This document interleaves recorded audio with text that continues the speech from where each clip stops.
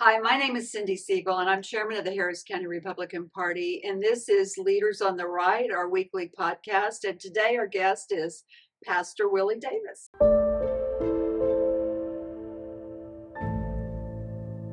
Welcome. Thank you for being. So, Willie's a conservative Mhm. pastor, longtime pastor, but he's also got an interesting story, a veteran. Yes, And then you also are a candidate for City Council District at Large number 2. correct. So I think what I'd like us to talk about today, because I think it's a subject that a lot of people are talking about, Willie, Mhm.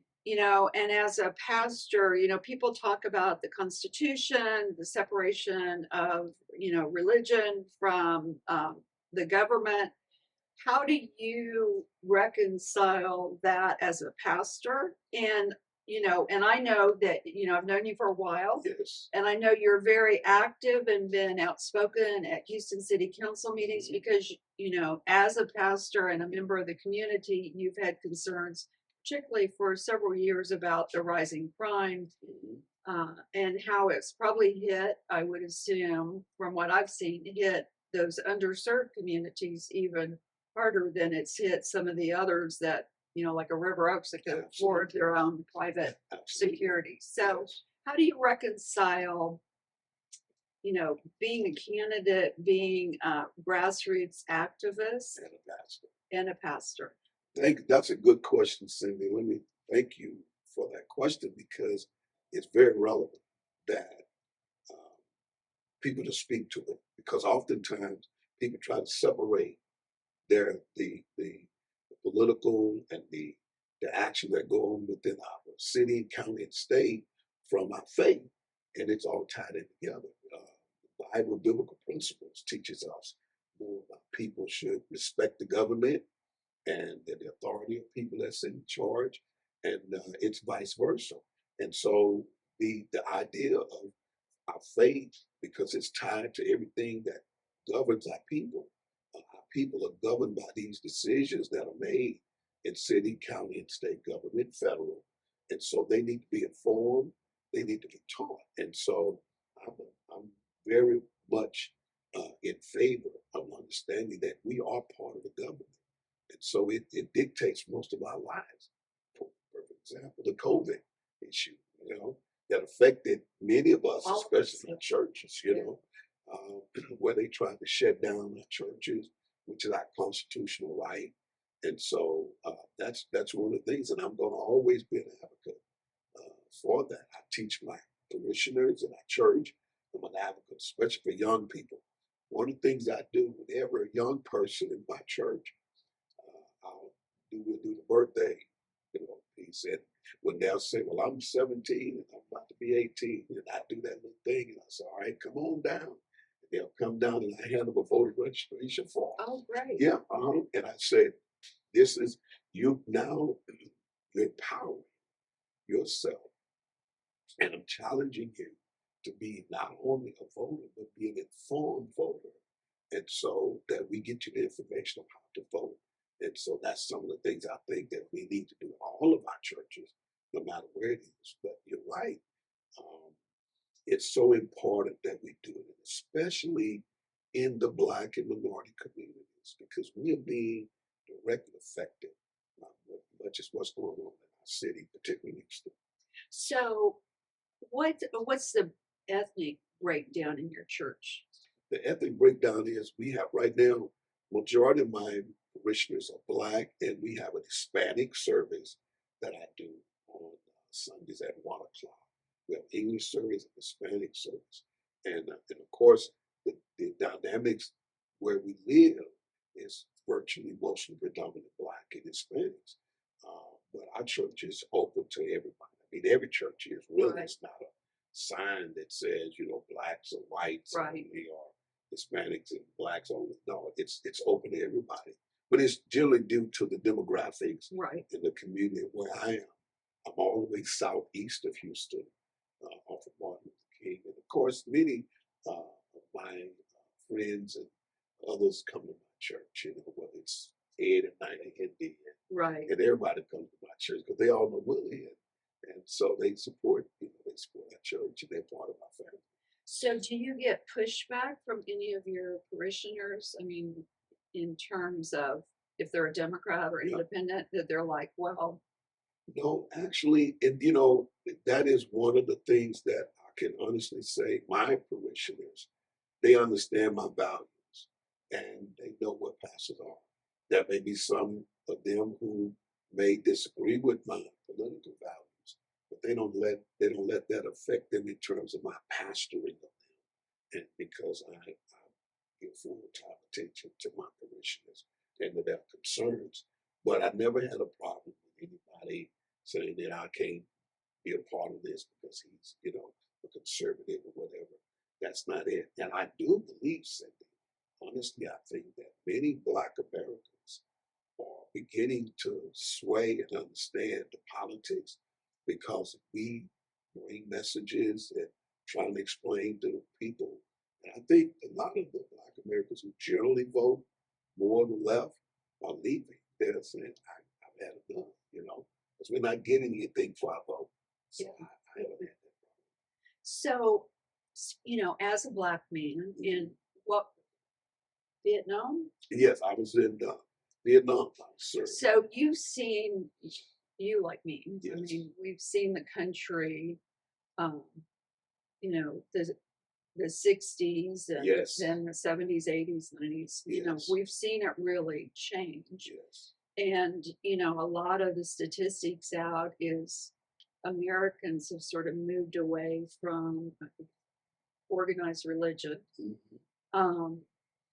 How do how, as a Black man who is a Republican and is a conservative, and actually, I think, what you told me originally at one Mhm. point, you were Democrat and Yes. decades ago. Absolutely. Absolutely. So, what is your message to other members of the Black community? In terms of why should they support, or you said that you felt like Mhm. that they haven't really gotten what they were.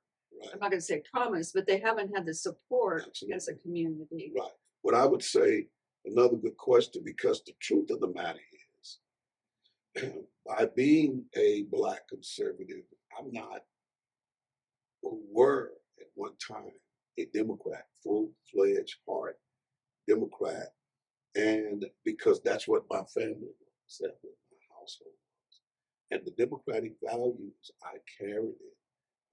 As a matter of fact, many years ago, how I met and became and befriended all of my great friends like Paul Bencourt, Dan Patrick, and Hindi, John Richards, John Roberts, and Yeah. all of those guys, because I would listen to talk radio with Dan, and I got to know all of them, and they brought me into the circle because we would discuss the issues. That's what it was. We would discuss the issues, and the truth of it is, they would always tell me, they said, Willie, man, you camouflage it, man, because you're really not a Democrat. You're really a conservative, not a liberal conservative. And I never claimed to be a liberal. But I think the thing that did it was the biblical values that I carry, and oftentimes I think it's the miseducation in the Black community and probably also in the Hispanic community. I don't want to speak for them, but in the Black community in particular, we never really stopped to think about those values that we embrace, like abortion. We don't believe in that. And then many of the things that we talked about, especially as you pointed out in the 60s, I was born in the middle of the civil rights movement. I've grown up and be educated through after the movement. And I went on to experience my life as a veteran and going off to college and all of that after it. So I've seen the change and I've seen the prosperity of things going in a better direction than what it has been. The problem is that many of our Black voters in the Black community have still been under that mindset that it's about race, and it's not. It's about values, it's about the way you live. And so I began to look at those things very carefully because it's my personal values. And that's why I left, because Did you hear the saying? The Democratic Party, I didn't leave it, it left me. Because there were that conservative Democrat who saw things differently at one time. And I would say that was the class I was in until it just started moving further and further left. And I just said, I can't stay. It goes against my biblical principles. It goes against my family values. It goes against my community values. But I think that now that the Republican Party is trying to take a more interest in what do we do to help explain who we are as a party, and that will not discriminate against anybody, and there may be areas that need to be improved upon. I would not say that, but I think that many of us in the Black community that sold that left wing stuff is now waking up and saying this just can't work for me. So you're running for Houston City Council. I know you've been a grassroots activist and, Yes, spent a lot of time down at city council meetings yes. because of your concerns. So why are you running for city council? I'm running for city council primarily because I'm tired of seeing the corruption, the misrepresentation of our city government directly as it relates to not just the Black community, but all of our communities. We've spent a lot of time misrepresenting the city from the standpoint of district council members as well as at-large council members. Houston is a great city. I love my city. I was born in this city, raised in this city, educated in this city, went off and served my country from this city, came back, raised my family in the city. And I don't like what's going on. And the reason why I ran is because number one, I ran in 2019, and my slogan was "Let's keep Houston safe." I saw it going in this direction before it happened. Well, I'm a man of faith, and the Bible says, "Where there is no vision, people perish." And so I saw the vision of my city going in the wrong direction. So I brought that up. Well, they kind of, turned their nose at me, laughed at me, well, what kind of slogan is that? But guess what? They're not laughing now. And everybody's talking about public safety. Because I served 4 years in Chicago as a pastor. I came back home. And when I came back, Cindy, I was like, this is not the city I live. And I saw the direction. So I'm running for that. We've got to restore some safety back into our city. 99.9% of people, if you don't feel safe, then generally you're not safe. And that's where we are.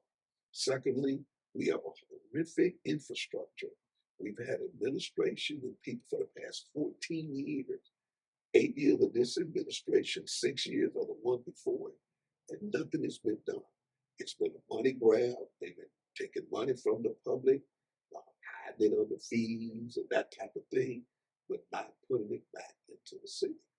The drainage system, we spend well over $125, $50 million a year paying for drainage systems that we're not getting. Our streets are horrible.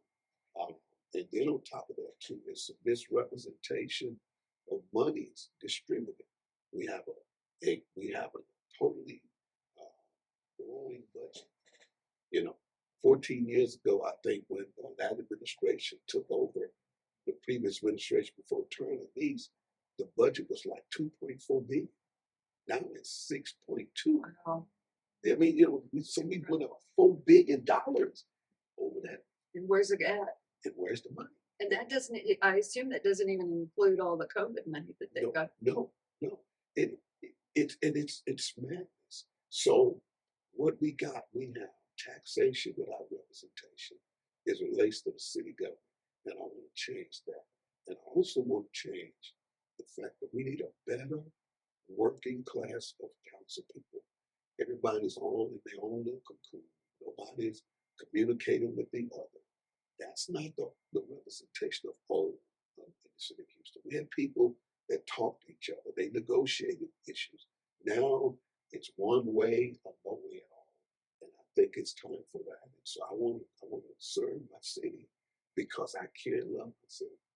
So We're going to pivot a little bit and just to wrap up Mhm. because we're approaching the holiday season Yeah. and Thanksgiving, which is, an American holiday. Yes. And it's a time when we're all supposed to give thanks and for what we've got for our country.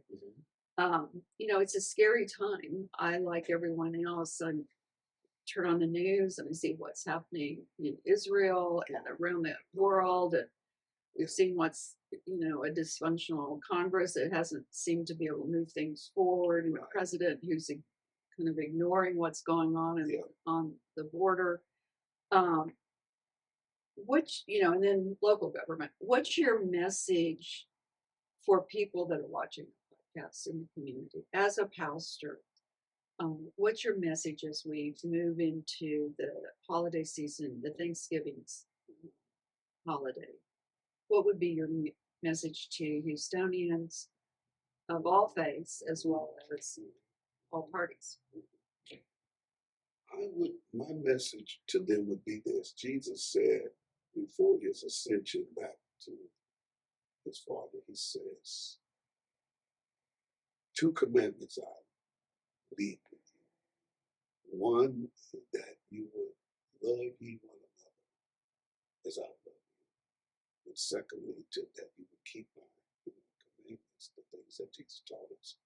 And I think the world is lacking the understanding of what it really means to love each other, respect each other. And what better time to do it than during Thanksgiving? Lay aside all of the different denominational faiths that you have. Just that commandment alone. Love ye as I've loved you. And how did Jesus love us? He didn't care what you was. He didn't care what your condition, circumstance was. Love casts out all evil as well as all Lord. And I would love, my message to the city would be, let's learn to love each other and talk to each other, not at each other. Pray and communicate. Just pray, communicate, and respect others. And I think we'll see a difference in the city of Houston. I think it'll be a better city. Well, good luck. Willie you. Davis is one of our endorsed candidates for the Harris County Republican Party. Please get out and vote Tuesday, November 7th. The polls are open. And if you're in the city of Houston, vote for Willie Davis for Houston City Council at large position 2. Thank you. Good luck, Willie. Thank you. Thank you all. We'll see you next week.